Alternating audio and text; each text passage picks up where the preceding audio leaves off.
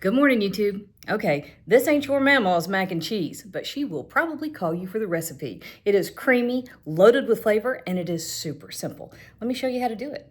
All right, let's cook, y'all. We got a family to feed.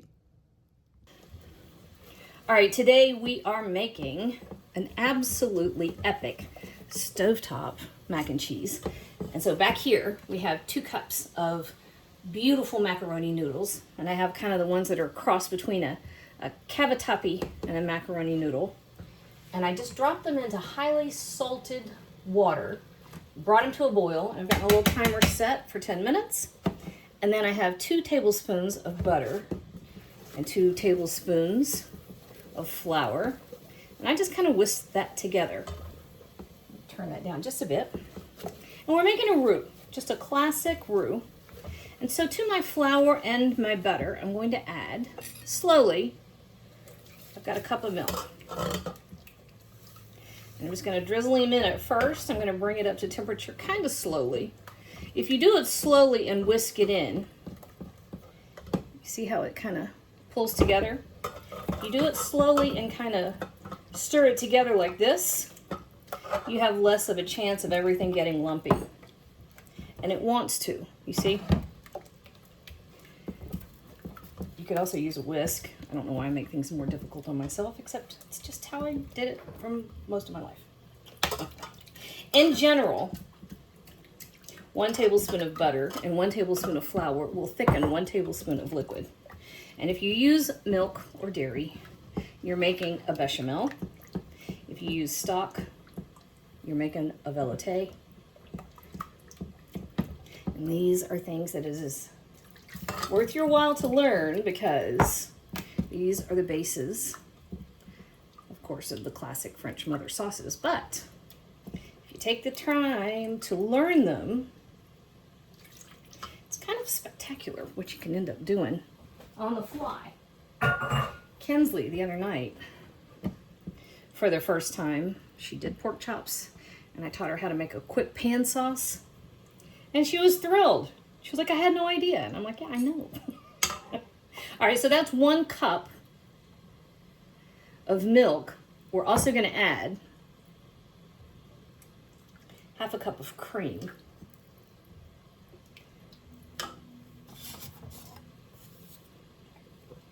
And then we've got a few other ingredients.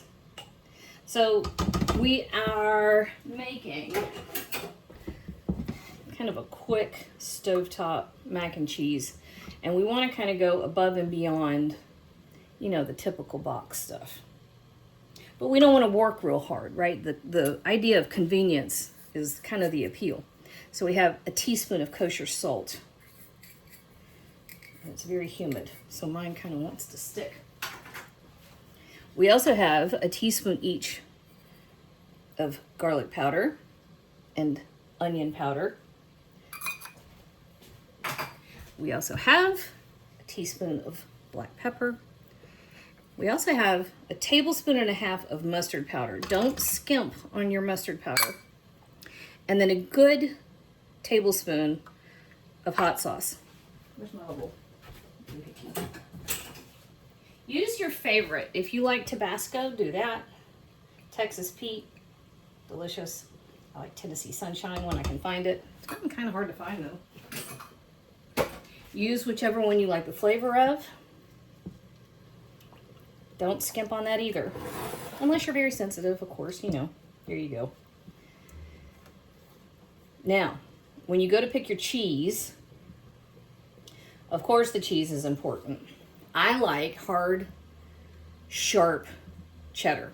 The problem with that is the harder the cheese is, the more likely it will be to create a grainy sauce. The softer it is, like if you go with a cheddar or a mozzarella or a Monterey Jack, you're going to have that great gooey, oozy thing, but you're also going to have a tendency to have an oilier sauce. So you kind of got to walk the middle ground. Of course, you can use Velveeta. I'm not going to judge. Well, I might get a little judgy. I just don't particularly love it. Although, I absolutely understand the comfort food aspect of it. So, you know, I get it. I grew up with it too. But in this case, what I have is a medium, 2 cups of a medium cheddar. And I grated it myself. I like what I like how it turns out. I like the flavor. I think it's got a little punchier flavor. I just think it's nice. And yeah, I know 2 cups is a lot for a cup and a half of liquid. But it's mac and cheese, right? It's in the name. You can't skimp on the cheese part. It just doesn't work. Plus, we have a lot of those heavy flavors in the sauce. We've got the mustard powder and the hot sauce, onion and garlic. You're giving it a little bit of a support system here. So you just stir this until it's nice and melted.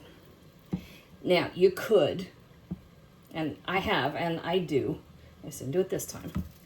You can add a touch of Monterey Jack or a touch of mozzarella, but I wouldn't really go beyond just a little bit of supporting character to this little ensemble that we have going on. So maybe a 1/4 cup, and you really just do it to give a little bit of stretch and string, just a little bit.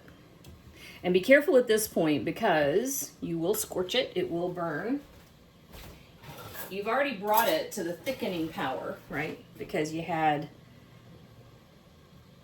the flour on the stove and it came up to temperature and it kind of thickened that sauce. Oh, yum. That is so good. All right, so at this point we are almost done. We're gonna let this simply continue to get hot and melty. All we're doing is waiting on our pasta, which is almost good to go. So maybe 3 more minutes, and I'll meet you back here. Okay, those noodles are done and they're perfect. Now let's see if I can't pull this off without bathing in it.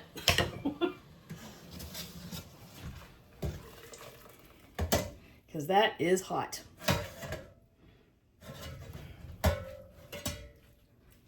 All right, so we are going to drain him, turn off all of our stove eyes, and we're taking this. You know, it's not the smartest thing to wear shorts and flip-flops in the kitchen. It's very much do as I say and not as I do.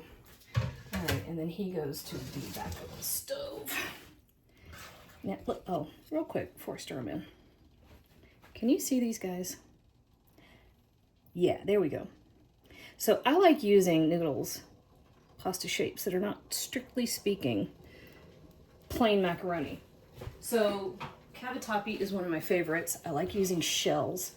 I like using small shells, medium shells, you know, whatever. And I like using these noodles that are ridged, plus the sauce gets inside those noodles, so you kind of get a double whammy when the sauce gets inside the noodle, plus it kind of clings to the ridges.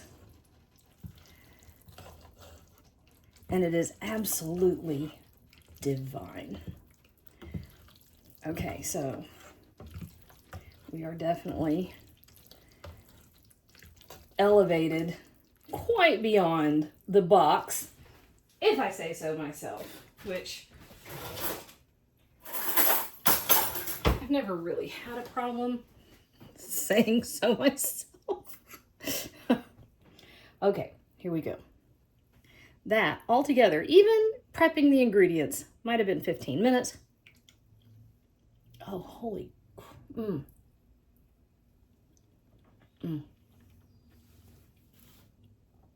That's it, y'all.